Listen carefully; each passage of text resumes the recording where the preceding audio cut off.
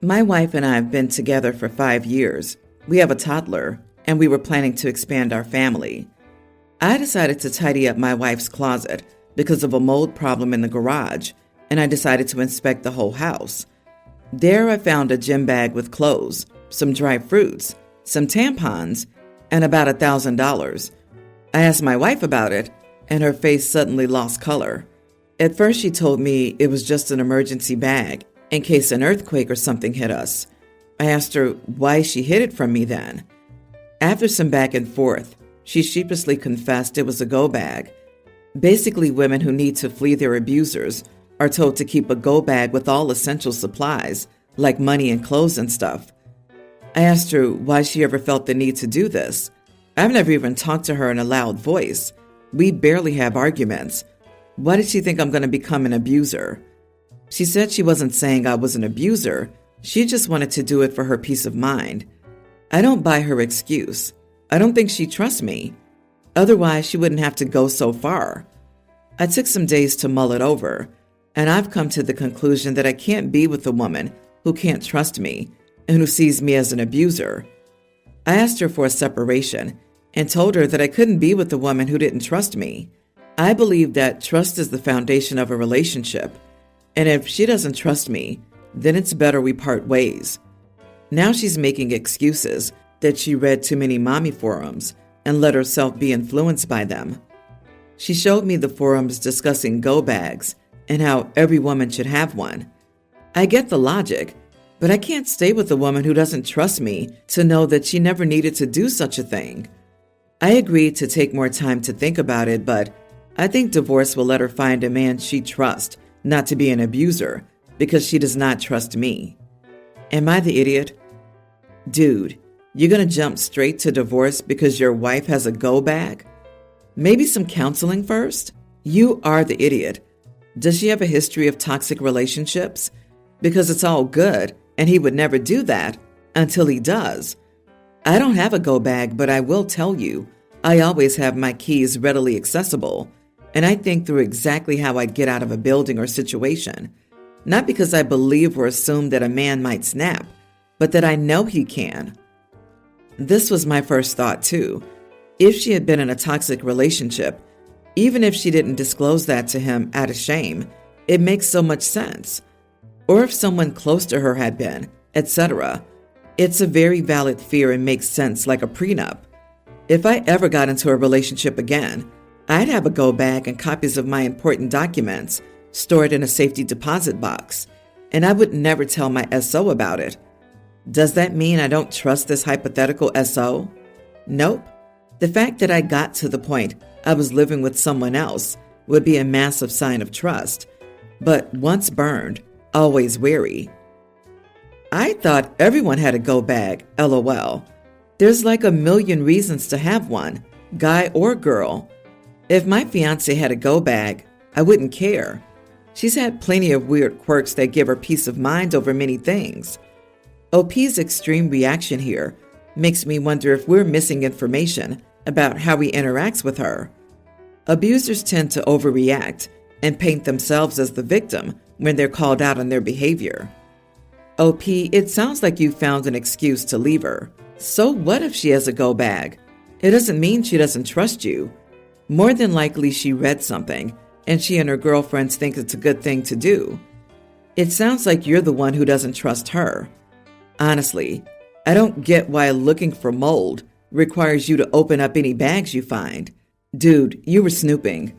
I think you're jumping from looking for mold to leaving your wife and child because you found your wife's go bag, proving she needs it.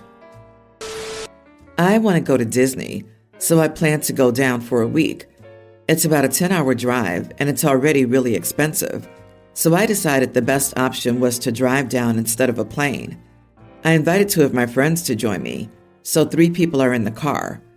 Their plan is to leave around 3 a.m., and we'll get to the hotel in time to check in, then spend the first day at Disney Springs. Due to it being a 10-hour drive, we will all drive 3.5 hours, so everyone has time to rest and take a nap in the back. We all agreed that everyone needs to drive. I have a friend I've known for a long time, and I mentioned the trip. She asked who I was going with. and I told her it was our mutual friend and then someone she wasn't close to. She then asked why I didn't invite her. I politely answered that this was just planned so we could get closer. She kept pushing and seriously asked why she wasn't invited. I told her since she couldn't drive, we were driving down, and we all agreed having someone not driving wouldn't work. The road trip needs people to pull their weight and not just sit in a car. She got offended, and I asked, what did she expect? I told her why she wasn't invited. This resulted in an argument, and she called me a jerk. The reason why she doesn't drive is because she's afraid of it. She hasn't renewed her license since she got in years ago. Edit. I have not been invited to stuff that she does with people I know either. Last fall, she went on a trip with 2 people I know, and I wasn't invited. That is fine. I don't need to be invited to everything. Seriously, I don't have to invite everyone to everything. None of my other friends asked why they weren't invited. They told me to have fun. If you don't want her there, fine, but the driving reason is idiotic, honestly. Why is it so important to you all that everyone pull their weight and not just sit in a car? Couldn't she chip in some other way to even things out? She could have chipped in with gas money, food, drinks, etc. You are the idiot. The driving reason is pathetic. Friendships aren't always about being transactional. I disagree. OP's not the idiot. You gave a polite answer first, but she pushed. Driving trips are difficult unless you specifically have friends who love to drive long distances, and having someone who can only contribute via money for gas, food, etc. is tough. Driving is mentally exhausting, especially in preparation for a theme park trip. Standing in lines and managing crowds are also exhausting. The money the non-driver provides doesn't seem equal to that, in my opinion. Have fun and enjoy your vacay. We just bought a property that had been abandoned. We visited the place a few times before we had it totally renovated to get an idea of what we wanted to be done and talk about it with our contractor. During those visits, we brought our kids. They would explore while we looked at things. While they were exploring, they found a hidden stash of treasure hidden. We assumed the previous owner's kids must have left it. It had little knickknacks and toys that a kid might collect. There was also a diary that a child had written in, as well as some cash, about $370 with change. My wife and I decided to let them keep the treasures they found. They were excited about it. It's not like we had any chance of returning it to the owner, since this house hadn't been lived in for over a decade, and whoever lived there previously was long gone. We weren't around that much at the house while the renovation was happening. They're done now, though, so we've started moving in. Our distant neighbor who lives on the other side of the wooded area behind our property came to visit us. He asked if anyone had found the stash. Apparently his daughter used to sneak into the house, and she was the one who hid the treasure there. I did tell him that my kids had found it several months ago, and they threw a lot of it away or had gotten lost by now, but I told him I would check. True enough, my kids didn't have much of the treasure anymore and didn't know where it was. My daughter still had the diary because it was a fancy one that she liked, and it still had a lot of empty pages. I got her to agree to give it back as long as she could rip out her pages first. My wife did rip them out very carefully, but there weren't many pages left because our daughter had used up many of them. There were still the original pages the neighbor girl had written on, so I thought I might as well offer that back. It was not well received, though, because it was fairly clear my daughter had read the pages as she had left comments about things. This made things awkward since there was stuff in there about the neighbor girl's crushes. The neighbor's wife was all up in arms because we let our daughter read her daughter's diary and write comments. My wife had skimmed through the thing when we first found it, and there was nothing too scandalous in there for a kid to read, so we didn't see a problem with it. The neighbor said it was obvious it was a problem since we had ripped out our daughter's pages so she could keep her entries private. I do think it's a little different, though, because we had originally thought it was an old diary of someone long gone, and people read old diaries all the time. The money was another issue because it was apparently money that the neighbor's daughter had been saving up from birthdays and Christmas and chores for years, so they want us to pay it back. Our kids have spent all the money already. Honestly, I don't feel like we should have to pay them back the money. It isn't an insignificant amount of money, and everything inside became ours when we bought the house.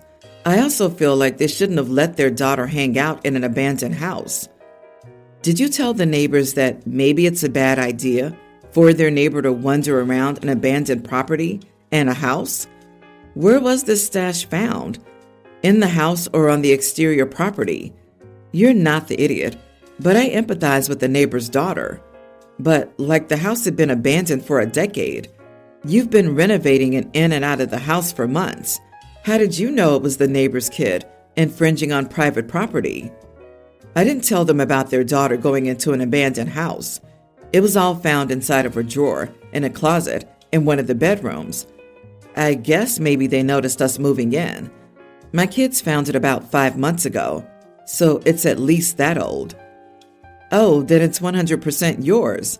Not even an old shed in the backyard or some hole she dug in the ground. She trespassed, and now she learned a life lesson. The kid obviously enjoyed exploring and spending time in there. I probably would have gone in myself if I were her.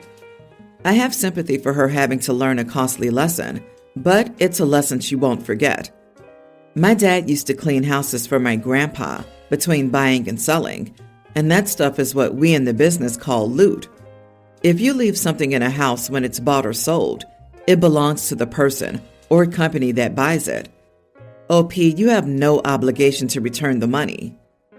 Let's be practical. Legally and even ethically, you may be in the right, but is $370 worth destroying your relationship with the next door neighbors and maybe everyone in the neighborhood if they're friendly with that crew already? I would give them a check for the money and try to make amends. $370 is a small amount for harmony with the neighbors. My husband and I have been together for over a decade. During this time, he's been in therapy on and off. He had a hard time finding a therapist that was right for him. A few of his therapists early on encouraged him to just medicate with no regular sessions, and one pushed religion on him. None of these worked. He needed someone to meet with him semi-regularly, not push their religious beliefs on him, and instead work with him to develop appropriate strategies and talk through issues. Whenever he told me about one of these more questionable strategies, i.e. pushing just love Jesus, I said I thought that was inappropriate and that he should find a better therapist and go with that until then. There have been long stretches where he's gone without therapy because my husband isn't generally good at taking care of himself. That falls on me. I have to remind him to do things that keep him healthy and taken care of. Drink water, eat more than once a day. There are literally times I've had to tell him he needs to brush his teeth. He also gets anxious about making any decisions on his own. I have to help him pick out new clothes and write emails to work colleagues or groups of friends. He can't make plans for us. I have to make them all. Or I should say, I have to help him make the plans so that he can say that he made them. He's a good person. He loves me so much, but he's so dependent on me. It's draining. I have to spend at least an hour once a week talking him through whatever crisis he's having. Sometimes this crisis is over what new collectible to buy, a collectible for him. I'm not interested in that. I finally demanded that he look into therapist again. I told him that I could not be his therapist and he could not depend on me this much. He needs to start caring for himself and get a therapist to work with him to develop these skills. And he did, which is great. However, a month into therapy, he said his therapist had homework for me. I was supposed to write a list of all his great qualities, at least a page or two. Mind you, this is after years of me carrying all his emotional baggage, essentially mothering him, giving him credit for things I did so he could feel better about himself. And one year, I did write out 100 things that I thought were great about him for a gift. I was so frustrated. I said no. I said therapy is his work, not mine, and I've spent too many years of our lives solving things for him. It wasn't fair to ask me to sit down and do this homework when the point of his therapy was for him to build his skills without depending on me all the time. He was upset but accepted it and said he understood.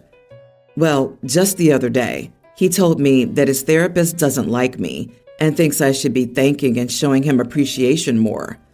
I told him I didn't care what his therapist thought. They were his therapist. This does have me thinking, though. Am I the idiot for not doing this homework that his therapist assigned to me? Not the idiot, but you need your own therapist. You're carrying 99% of this relationship, and it seems to be draining you completely. Why are you still in this relationship? What do you get out of it? Helper syndrome? Codependency? Respectfully, he's a good person, he loves me so much, isn't sufficient for a rewarding and supportive partnership. Info. Is your husband searching for therapists by, 1-star ratings at the top? If the therapist wants you involved in his treatment, he should schedule a meeting with you or ask you to sit in on your husband's session. It's wildly inappropriate for a therapist to tell a client that they personally don't like one spouse. Honestly, in this situation, if my partner had told me that his therapist didn't like me, I would just say, good, divorce me, and go stay with a friend or in a hotel for a week or two. I might ring the therapist and let her have it too, but that would depend heavily on my level of, okay, I'm done now, versus my level of anger. Either this therapist is completely bogus, or your husband is making things up. Recently, my daughter, pre-tween, had a health scare that required her to stay in the hospital for 5 days for tests. Fortunately, it was something smaller and not as scary as we feared. My daughter needed an adult to stay with her all day and night at the hospital. Only one visitor in the room from 1 p.m. to 4 p.m. My husband can't be with my daughter all day because his job demands a lot, and we have our other son to take care of, tween. So we decided that I would be with our daughter all day. During his lunch hour, he stayed with us from 1 p.m. to 2 p.m. My sister and I are close. She's my daughter's godmother, and I have no doubt about her love for my daughter. She and my husband have disagreements and are not that close, but nothing major. When my sister heard the news, she sent a message saying that she'd like to help me stay with my niece, and I said that I didn't need it. She asked if she could visit during her lunch, which coincides with my husband's schedule. I said that my husband sees us at this time, but that she would be welcome at any time. She said she couldn't do it at a different time, as she had to work, and asked if she and my husband could alternate a few days. I asked my husband about this, and he made it very clear that this was the only time he could and wouldn't give up, especially at such a stressful time.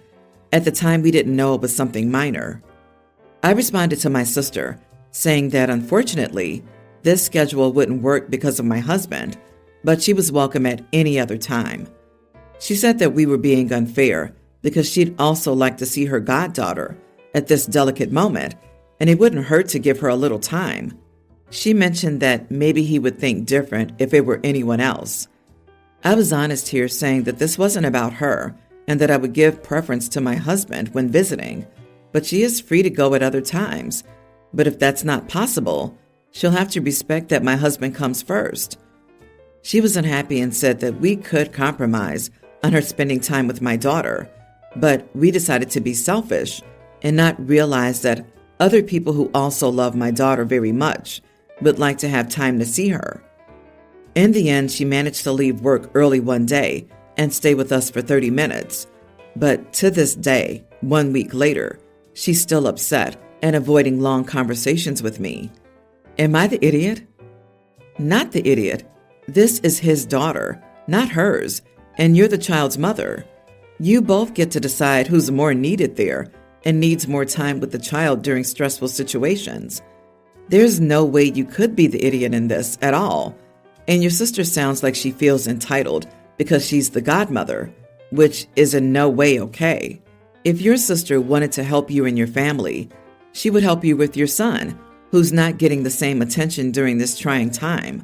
A parent is a more important relationship than an aunt. I'm glad you held your ground. I'm sure your husband felt bad enough, only being able to be there for his wife and child in the limited time he had. Sister needs to get over herself.